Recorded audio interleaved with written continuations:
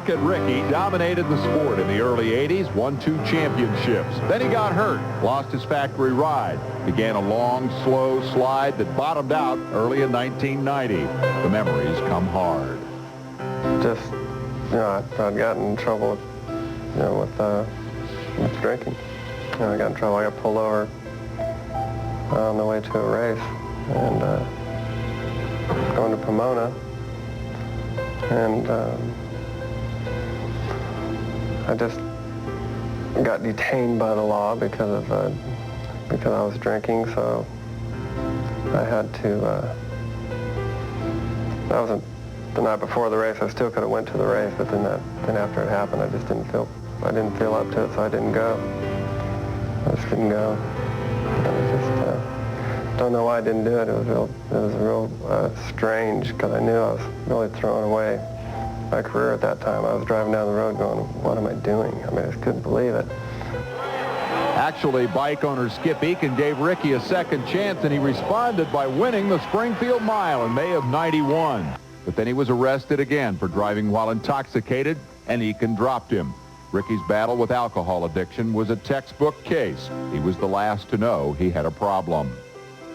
I was racing. I was trying to do the best I could. You don't realize it when it's happening.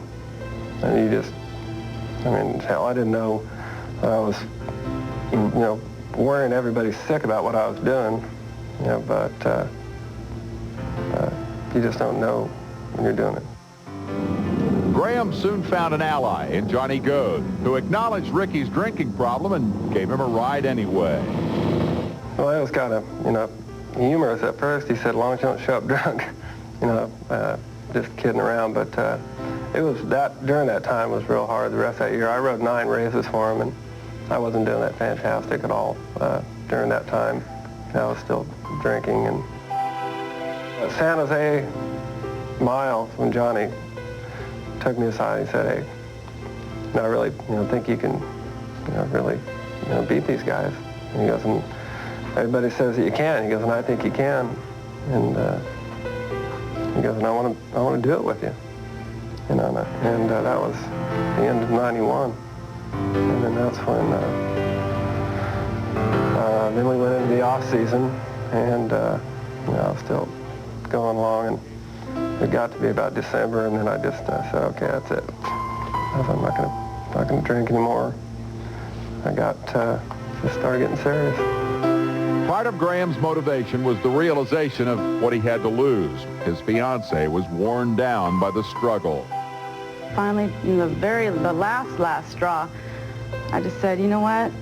I love you. I wish the best for you, but I have to go.